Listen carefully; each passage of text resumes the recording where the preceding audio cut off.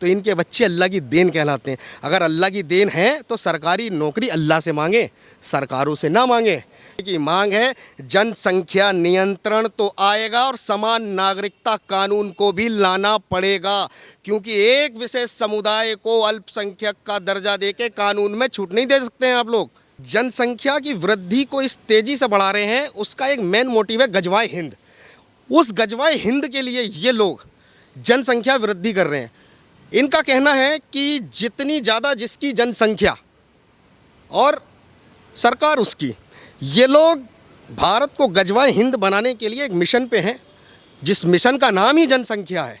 और हम लोग समझ गए हैं इन 70 सालों में कि ये जनसंख्या का विरोध क्यों करते आए हैं। 1947 में आपने पाकिस्तान को बनाया, 1947 के बाद पूर्वी पाकिस्तान और 71 की लड़ाई के बाद आपने बांग्लादेश बनाया। अब मुस्लिम राष्ट्र नहीं, अब तो समय की दरकार है कि पाकिस्तान को भी भारत में विलय करके अखंड भारत हिंदू राष्ट्र बनाने का सपना अब ये हिंद के शेर देखेंगे और उसको पूरा करेंगे। इनके इस्लामिक राष्ट्र को बनाने का सपना कभी जीवन में नहीं पूरा होने देंगे, कभी भी जीवन में।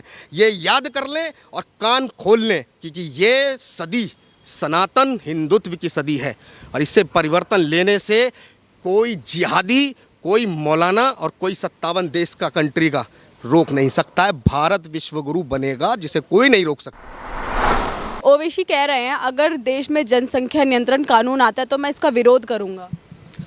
ओबीसी किस चीज़ का विरोध नहीं करते, वो हर चीज़ का तो विरोध करते हैं। कानून संसद से पारित हो जाए, 3 तलाक पारित हो जाए या कोई भी कानून बनता है उसका सबका विरोध करते हैं। ये तो कोई नई बात नहीं है। और जनसंख्या नियंत्रण आने वाली भविष्य की और पीढ़ी की ज़रूरत है और इस पर सरकारों को अपना काम करना होगा और सरकार बखूबी अपना काम करना जानती है और वो करेगी। ओबीसी के बयान से कोई फ़र्क नहीं पड़ेगा। उनका ये भी कहना है कि सरकार तो रोज़गार पे बात ही नहीं करती है। नहीं, सरकार जब रोज़गार पे बात करती है और अग्निवीर जैसे योजनाओं को लाती है तो सबसे पहले समाज को भड़काने का काम यही लोग करते हैं, यही लोग करते हैं और इनके सिवा कोई और नहीं करता है। तो अग्निवीर क्या रोज़गार नहीं है? एक युवा 21 से 22 साल की उम्र में 28 लाख रुपए लेकर रिटायरमेंट हो रहा है, ये युवाओं का रोज़गार नहीं है? एक वो युवा जो आने वाले समय में जब एक गवर्नमेंट 10 साल तक इस योजना को चलाएगी, उनको मालूम है ये गजवाए हिंद के ऊपर वो चांटा है ये 4 साल की योजना कि आने वाले समय में ये वो युवा हैं जो 10 साल में करीब करीब 1 करोड़ हमारी अनऑफिशियल एक ऐसी सेना मौजूद हो जाएगी देश के अंदर। और इसी से वो डर रहे हैं और मुद्दे बना रहे हैं अनएम्प्लॉयमेंट। ऐसे नहीं हो सकता है बिल्कुल भी। हमारी सरकारें ये देख रही हैं कि क्या चल रहा है क्या नहीं। इनका हमेशा विरोध रहा, कोई भी योजना आ जाए, अगर कोरोना का काल आ जाए तो वैक्सीन का विरोध करेंगे ये लोग, अगर 3 तलाक का मामला आ जाए तो ये बुरखे का भी और 3 तलाक का भी करेंगे। ये मानते क्या हैं, क्या मानते हैं? ये गौ हत्या को करना मानते हैं?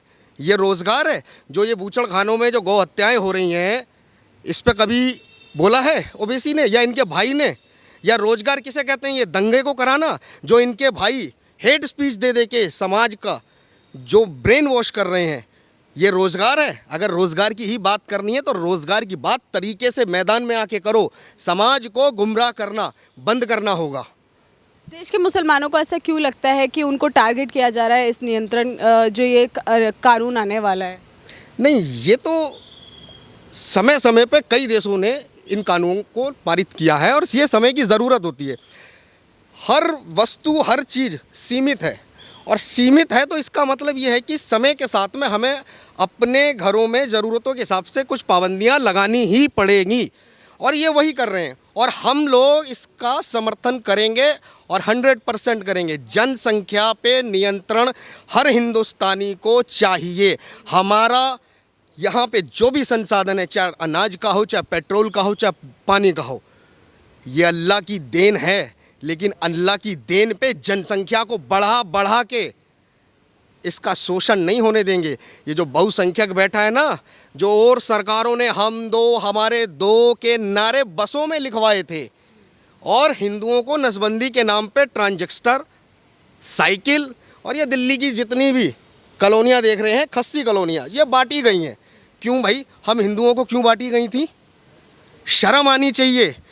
एक दौर में क्यों केवल एक अल्पसंख्यक समाज को छोड़ के और बहुसंख्यकों को ट्रांजेक्टर बांट के जनसंख्या पर नियंत्रण करवा रहे हैं? नहीं, जनसंख्या का नियंत्रण सभी को करना होगा, कोई एक मुस्लिम समाज नहीं। आप 30% और हम 70%, हम भी तो इस कानून को मानेंगे। या रोज़गार की सारी सरकारी नौकरियां आपके ही घर में दे दें 8-8 बच्चों को, और जो है हमारे दो के जो टाइटल चल रहे हैं घरों में, हम दो और हमारे दो में हम खुश हैं। कहावत चलती है कि हम दो और हमारे दो सबसे अच्छे हैं ये बच्चे। तो हमारे बच्चे का रोज़गार कहाँ जाएगा? ये अब्दुल्ला के घर में, ये फारूक अब्दुल्ला जो चिल्ला रहे हैं कि भारत के अंदर जो भी किया हम सब सहन कर रहे हैं। क्या सहन कर रहे हो आप? हम लोग सहन कर रहे हैं आप लोगों को, आपके हर उन कृत्यों को देख रहे हैं। लेकिन अब समय की मांग है, जनसंख्या नियंत्रण तो आएगा और समान नागरिकता कानून को भी लाना पड़ेगा, क्योंकि एक विशेष समुदाय को अल्पसंख्यक का दर्जा देके कानून में छूट नहीं दे सकते हैं आप लोग, छूट नहीं दे सकते हैं। सबको समान नागरिकता अधिकारों में लाना ही पड़ेगा। तो क्या देश में सिर्फ मुस्लिम समाज के लोग ही जनसंख्या बढ़ा रहे हैं? हाँ बिल्कुल। जब वो लोग साफ कह सकते हैं कि हमारी कुरान में जनसंख्या नियंत्रण पे कोई रोक नहीं है, तो वो लोग जनसंख्या की वृद्धि को इस तेज़ी से बढ़ा रहे हैं। उसका एक मेन मोटिव है गजवाए हिंद। उस गजवाए हिंद के लिए ये लोग जनसंख्या वृद्धि कर रहे हैं। इनका कहना है कि जितनी ज़्यादा जिसकी जनसंख्या और सरकार उसकी, ये लोग भारत को गजवाए हिंद बनाने के लिए एक मिशन पे हैं, जिस मिशन का नाम ही जनसंख्या है। और हम लोग समझ गए हैं इन 70 सालों में कि ये जनसंख्या का विरोध क्यों करते आए हैं। पटना में कुछ लोग पकड़े गए हैं जो पीएफआई से हैं, वो देश को इस्लामिक राष्ट्र बनाने की तैयारी कर रहे हैं। आप क्या कहना चाहेंगे? मैं इस पर कहना चाहूँगा, जो पीएफआई संगठन है, जब सिमी को बैन किया गया, सिमी की जो विचारधारा है उसी विचारधारा पे पीएफआई काम कर रहा है। और जब पीएफआई काम कर रहा है तो सबसे पहले हम लोग भारत के जितने भी हैं इसको बैन करने की मांग करते हैं। अगर ये बैन नहीं होगा तो आज मैं स्वतंत्र होकर हिंदू राष्ट्र नवनिर्माण सेना की ओर से एक ऐलान कर रहा हूँ कि अगर ये पीएफआई बैन नहीं हुआ तो हिंदू राष्ट्र नवनिर्माण सेना रोडों पे उतरेगी। वो गजवाए हिंद 2047 में बनाने की बात कर रहे हैं।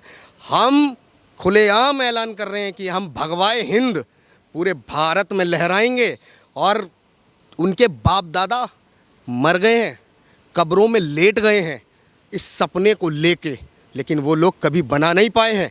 लेकिन अब समय आ गया है भगवाए हिंद का, और भगवाए हिंद के लिए भारत का हर शेर जाग चुका है और वो सड़कों पे उतरेगा और इनको जवाब देगा कि इस्लामिक राष्ट्र के नाम पे 1947 में आपने पाकिस्तान को बनाया, 1947 के बाद पूर्वी पाकिस्तान और 71 की लड़ाई के बाद आपने बांग्लादेश बनाया। अब मुस्लिम राष्ट्र नहीं, अब तो समय की दरकार है कि पाकिस्तान को भी भारत में विलय करके अखंड भारत हिंदू राष्ट्र बनाने का सपना अब ये हिंद के शेर देखेंगे और उसको पूरा करेंगे। सपा के नेता का कहना है कि जो बच्चे हैं वो तो अल्लाह की देन है।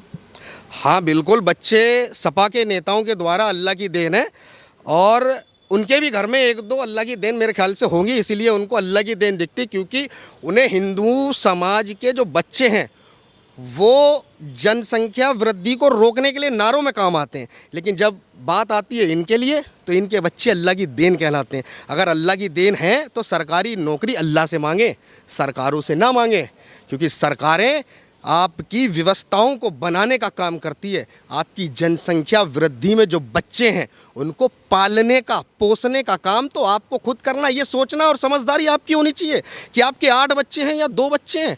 अगर 2 बच्चे हैं तो आप उनका पालन पोषण कर सकते हैं, अपनी ज़रूरतों के हिसाब से जो संसाधन है उनका इस्तेमाल कर सकते हैं। लेकिन जब आप जनसंख्या विस्फोट कर रहे हैं, अपने घर से ही विस्फोट कर रहे हैं, और उस विस्फोट में आप लोग क्या कर रहे हैं? सरकारों से नौकरी मांग रहे हैं। क्या सबको नौकरी सरकारी मिल जाएगी? नहीं मिल सकती। ये लोग एक ऐसी मानसिकता से पीड़ित हैं जिसे हमारे पूर्वजों ने भी देखा और आज हम भी देख रहे हैं। लेकिन अब हम देखेंगे नहीं, इनको इनके समय के साथ जवाब मिलता जाएगा और देते जाएंगे, जिस प्रकार आज हिंदू समाज दे रहा है और अंतिम समय तक भी देगा। इनके इस्लामिक राष्ट्र को बनाने का सपना कभी जीवन में नहीं पूरा होने देंगे, कभी भी जीवन में।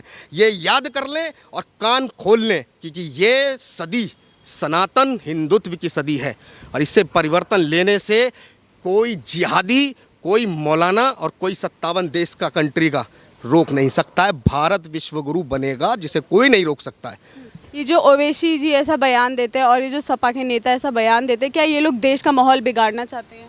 नहीं, ये इनकी राजनीति है। ये सेकुलर राजनीति, एक हिंदुओं को समझाना, सेकुलरता का चादर एक ये उड़ा देते हैं और फिर उसके बाद दूसरे समाज को कहते हैं कि भाई ये कानून आ गया है ना, तो ये आप पे लागू नहीं होगा। क्योंकि इसलिए लागू नहीं होगा, उनको अल्पसंख्यक आयोग दे रखा है, उनको छूट मिलती है। क्यों, हमें क्यों नहीं मिलती है? हम लोगों को आप कानून के दायरे में बांध के रख रहे हैं, हम सम्मान कर रहे हैं, लेकिन आप उधर दूसरा अल्पसंख्यक आयोग बना के उनको छूट दे रहे हैं। शर्म आनी चाहिए ऐसे नेताओं को। और देश ने ऐसे नेताओं का बहिष्कार शुरू कर दिया है और ऐसे नेताओं का अस्तित्व अब ज़्यादा नहीं है, ये समाप्ति की ओर है।